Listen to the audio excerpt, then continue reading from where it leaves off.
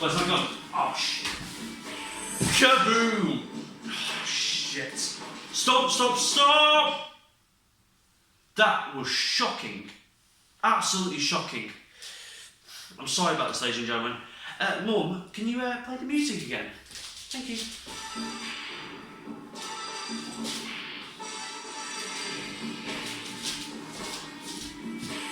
Kaboom! Yeah, that's much better. More sexier and smooth. Spacebar, Mum. Thank you. Allow me to introduce myself. The name's Bond. James Bond. Well, in actual fact, my name is Sam, but the name's Sam. Sammy Sam. Yes, that's much better. Even more sexier and smooth. And welcome to my show, A Kind of Hero. Or A Kind of Hero. 07, wink wink. Yeah, that's even more better. More sexier, and you get the picture. So, the Bond franchise, it's one of the most longest franchises ever in film history. Most successful. Well, not most successful because of Marvel, bastards. But don't worry, I'm not biased about Marvel. But, you see, the Bond franchise lasted so long, it created new characters, and we'll get to that in the end. But you see, I worked on this production for 5 years. Well, in actual fact, it's 1 year because I want to say 5 because I want to make sure I look good, make it hard work. But this production, there are many highs and lows. The highs is that I got everything I need, because the highest is that Daniel Craig is leaving the role and I'm prepared to be the next James Bond. I got everything. I got the suit, I got the gun, I got the pose, and most of all, I got the charisma, the facts, but mostly I've got the body. Oh, okay, I need to work on that. The lowest is that my fellow castmates, sadly, they've been captured by Spectre. But don't worry, it's not the end of the world. As you may have known, I got a backup plan for them. You see, they're supposed to be playing, the characters like Ian Fleming, the film producers, even Madonna. But sadly, they cannot perform here, but they are here. This is my backup plan. There they are, there's Scott and Ronan and Lawrence and Aaron. But don't worry, they are here and they won't perform, but they are here in spirit.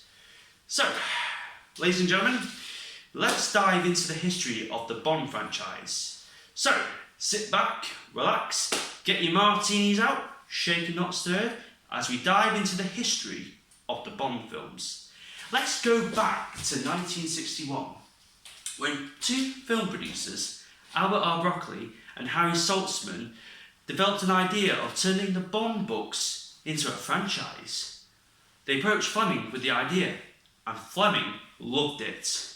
But the studios were very unsure about it. But in the end, they all agreed. But there's one question on everyone's mind. Which one are they going to adapt first? I mean, can't be that hard, can it?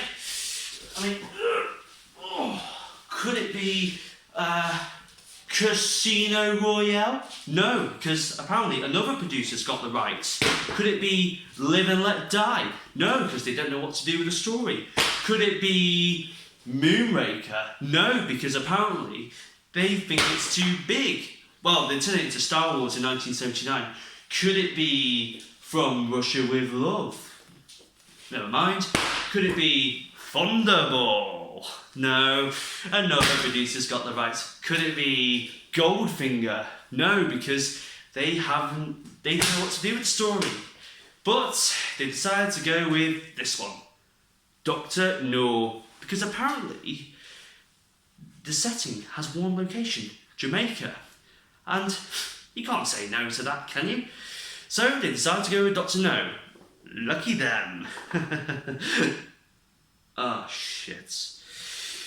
Anyway, they got the book, they got the writer and the director, but there's one question that's on everyone's mind. Who's going to play James Bond? I mean, can't be that hard, can it? Could it be Cary Grant? No, he's too American and too old. Could it be Richard Burton? No, he's too Welsh. But they all settled with a Scottish actor named Sean Connery. Fleming at first felt a bit disapproved about his casting. He thought, bollocks, a Scotsman playing a British man? I don't think so. But in the end, Fleming gives in and said, you know what, he's great. So, Dr. No is a very good story. Bond is sent off to Jamaica to investigate the disappearance of his fellow spy, Strangeways, and his connection goes into the island, which was owned by Dr. No, and Bond tries to stop him. But there's loads of iconic things about it. His introduction, when he's in the casino, when this woman says, "I'm my look, Mr. Bond, James Bond." And that scene where Ursula Andress is walking out the water. Wow, that's amazing. And even Dr. No's fight. The fight scene with Dr. No, the fight, with his metal hands. Wow. In the end, the film was a big success. They decided to do the sequel, From Russia with Love. And I'll tell you this, From Russia with Love is a good film, but it's not really my favourite, but it's a great film. The fight scene on the Orient Express, wow, I hope there's no murder there. Humour. Anyway, but the next one is my favourite, Goldfinger. Oh my god, it's amazing. I mean, I love the villain, Goldfinger, this mighty bloke, odd job, the henchman with his hat, and, Honor Blackman in it, she's amazing, and the gold woman lying on the bed, wow. But, she died because she failed to win that poker game with Goldfinger. But as you may have known, there's one thing that's really amazing about it, the music. Everybody knows Shirley Bassey. Oh my god, Goldfinger. Wow, that is some vocals there. But after the release of Goldfinger, Bond Mania happened. It's like the Beatles, and this was like the Marvel universe, but this was before the internet. This is something that was big and massive, and it was amazing. But as the fourth film developed, Thunderball, behind the scenes there were problems. Connery was unhappy with the producers giving him not enough money, but another producer has come in to take it all, and that man was Kevin McClory. Back in 1957, before Albert R. Broccoli and Harry Saltzman got on board, McClory had this idea of developing the franchise into a series. He had this idea of Bond, going in an adventure underwater. But Fleming didn't like the idea, scrapped him. But what happened was, they had this idea and they developed it into a script. But Fleming stole it and typed it all up to make it the Bond novel, Thunderball. Oh, bit sneaky there, lads. But then there was the court and Fleming lost, McClory won the rights, and so they all agreed to make Thunderball. But as production happened, Ian Fleming sadly passed away. But the two producers, Broccoli and Saltzman, told McClory that they should not remake Thunderball in 10 years' time. So McClory's out of the picture for a bit, he'll come back later. So the next film, You Only Live Twice, the production was having problems. Connery had enough of playing the role because the public see him as James Bond rather than Sean Connery as James Bond. But it's also the paparazzi, because when they were filming in Japan, he was in a loo one day and he was having his business on his own, but then all of a sudden the photographer was on the roof taking pictures with him. Ooh, risque. But in the end, Connery left and the producers felt sad. But the biggest question of all was, who was going to play Bond next? And before we go that, there's one fact I want to give you about You Only Live Twice. Did you know that the screenwriter of that film was none other than Roald Dahl? I mean, Charlie and the Chocolate Factory, Roald Dahl, the author, amazing, excellent. Anyway, back to the next Bond. So they try to search for actors. Some considered, some don't. But there's one man who considered to be the role. And that man was George Lazenby, an Australian car mechanic who never had a day in acting. So he lied to get the part, saying, I did the film in Hong Kong, Hungary and all that places and then. But he got the role, and he only did one film, On Her Majesty's Secret Service. In my opinion, a good story, but his British accent was awful, and he was the least favourite Bond. But, don't really care about him, really. So after On Her Majesty's Secret Service, Bond survived the 60s, and then moved on to the 70s. But the first film in the 70s was Diamonds Are Forever. And the biggest question for United Artists, the studios behind the films, they were thinking about bringing Sean Connery back. Connery said, no, I don't want you to do it anymore.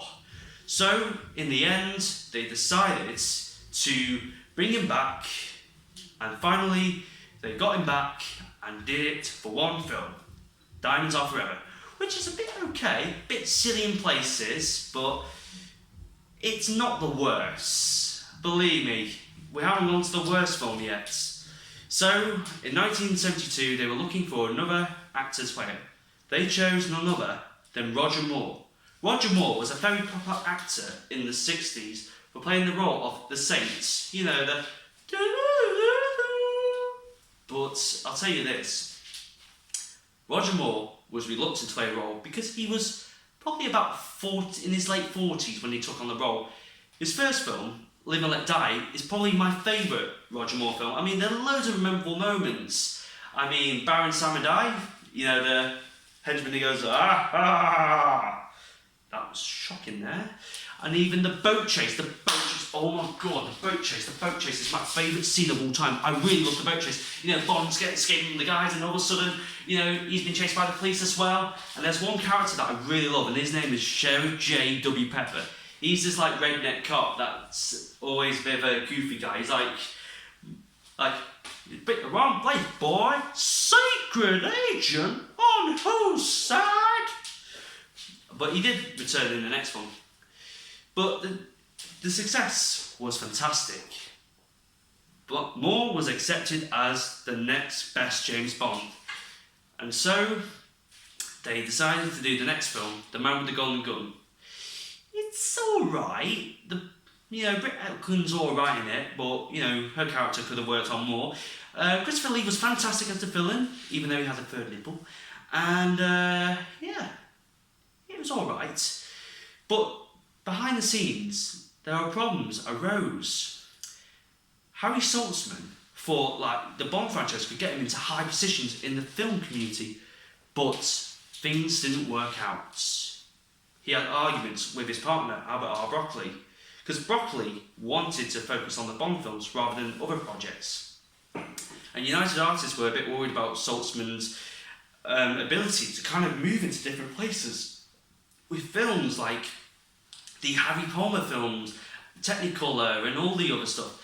So United Artists forced Saltzman to sell his Bond rights to Broccoli. Saltzman was gone, Broccoli was on his own. But the next film is a gamble, a big gamble.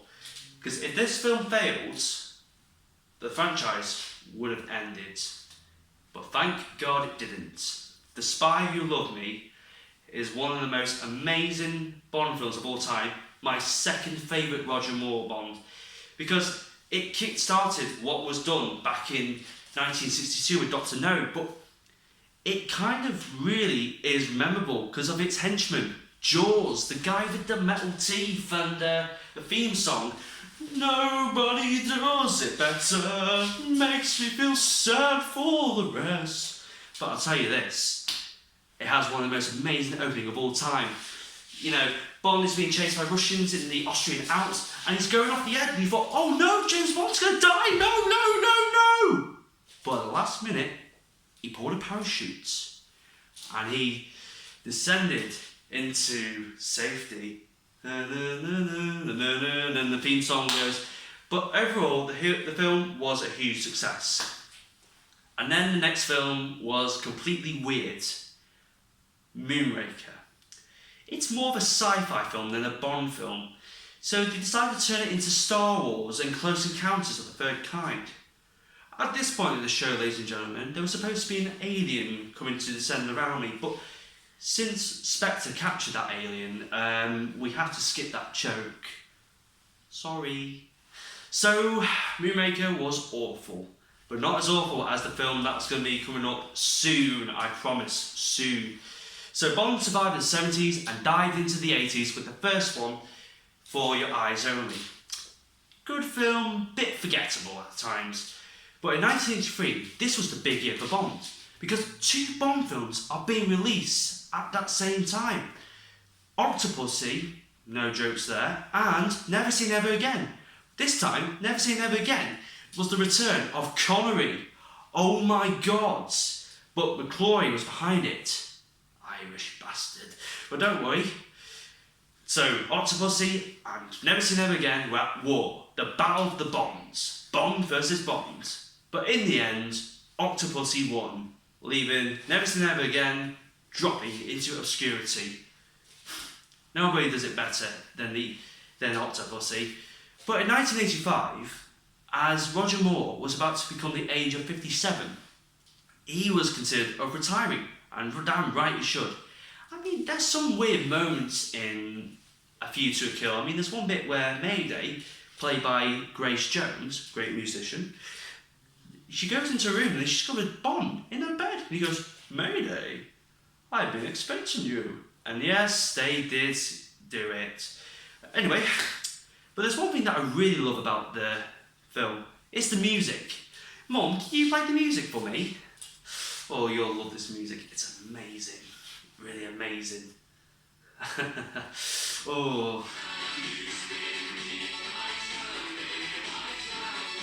Next track. No, next track.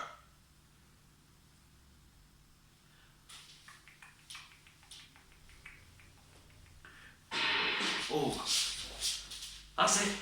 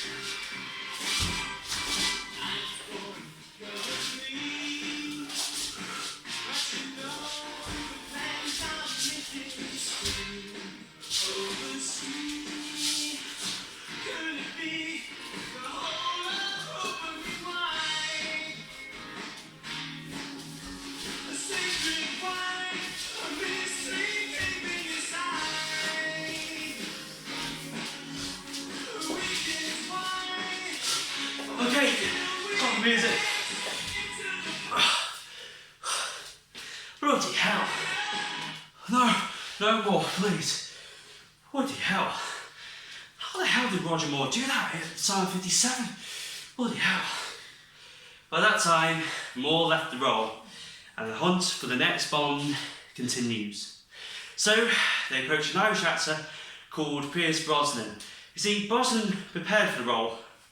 Screen tests, photos taken, even a promotional saying I'm the next James Bond. But at the last minute, on the day that he was about to be announced as James Bond, he got a call from his agent. The show that he was on at the time, Remington Steele, was back on track, and sadly he had to depart the gun. So technically, Brosnan was out. But don't worry, it's not the end. He'll be back. Don't worry, he won't go too far. But they went with a Welsh actor called Timothy Dalton, a Shakespearean actor. But I'm just going to skip ahead of this bit because it's a bit boring. Living Daylight and License to Kill, good films. Didn't like License to Kill because I think, to be honest, too violent, and it marked the end of the golden age of Bond. But as you may know, after License to Kill, Bond went hiatus for 6 years. So in 1995, a film came out called GoldenEye, and it showed the return of an actor who was once rejected, never to be fooled again. And that man was Pierce Brosnan. And GoldenEye was the rebirth of the Bond franchise. And in the end, it gained a cult following. And to be honest, it's on my top 10, and it's my favourite Pierce Brosnan film. And it developed into a proper video game, a popular one, really popular. It's really, really amazing. But I wasn't born at that time. So during this time, after GoldenEye, his next three films went a bit of a downturn. Tomorrow Never Dies, alright, didn't like the villain, he's a media mogul, Rupert Murdoch. And The World's Not Enough, it's great, but it's a bit stupid. The villain is called Renard. He got shot in the head, but he's still alive, but as it turns out, he lost all his senses, so he's invincible. Weird. But we are about to enter into the worst one of all. Ladies and gentlemen, be prepared. This is Die Another Day. Where do I begin with this one? It's shit. That's what it is. Shit. The theme song is awful because it's sung by Madonna. It's more of a pop song. One of her very bad songs. The villain is bad because it was turned out that he was an old dictator who turned his DNA into an Englishman. So technically that's why to Michael Jackson. Oh dear. And the CGI is awful, and yeah, everything about the film's awful. It's shit. And that killed the franchise for a bit. But don't worry, not the end. Because in 2005, they announced another actor is going to play the role, Daniel Craig. But when he was announced, people hated it. I mean, hate. It was like Ben Affleck for Batman, or saying that Sonic the Hedgehog was bad. But that is what it is. But 5 films, Casino Royale, his first one, was a huge success and a fantastic return, and he was nominated for a BAFTA. Now that is guaranteed. Quantum of Solace, which in fun fact is my first film. I really hate that film so much because it's so confusing. As a 9-year-old, I saw it when I was 9 and I was confused. Skyfall, oh my god, it was epic. I love it. I actually went to see it with my mum. It was fantastic. Oh, we love it, yeah. Spectre, his 4th film. Ooh, long, boring, and has one of the second worst theme song of all time. Sam Smith's Writing on the Wall. But don't worry, he made a bit of a dick of himself next year at the Oscars, saying that he was the first person in the Bond franchise to win an Oscar. No, actually, it was Adele. She won like 2 years before you, so don't be stupid.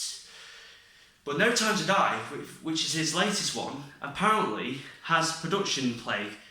For instance, 5 years since the last release of Spectre, 2015, No Time to Die, 2020, it was a bit late because originally it was supposed to be coming out last year with Danny Boyle as director, but Danny Boyle left because of creative differences. Then Daniel Craig broke his ankle, then there's an explosion at Pinewood Studios, and many more chaos happened, everybody was crazy. But as you may know, the Bond franchise went through a lot, and I want to take it seriously here. Mum, could you put on the nice music, the Nobody Does It Better one? Thank you. Did you see? The Bond franchise had this formula, and that formula stayed for the last 58 years. And they developed something that was never done in cinema before. I mean, you see, the formula influenced franchises today. Star Wars, the MCU, DC, and Lord of the Rings. But I'll tell you this, Bond inspired a lot of heroes. I mean, without Bond, you wouldn't have Indiana Jones, Lara Croft, Jason Bourne, Ethan Hunt, Austin Powers, yeah baby, Ellen Ripley, Han Solo, even Harry Potter. Yeah, you see, Bond is not just a character, he's a real life hero. He inspired a lot of real life heroes, not just men, but also women, children and animals. Even those heroes outside today, the NHS, they are helping people who are suffering, and they are working very hard to make them better. And that's what Bond did as well. He goes out stopping terror and taking over the world. And that is why he's my favourite hero of all time. So, as you may know, Daniel Craig is definitely leading the role. I hope that role of James Bond will be me. Because you see, I'd rather be James Bond than any other superhero. And I'll tell you this, nobody does it better than James Bond. Thank you. And I will return one day.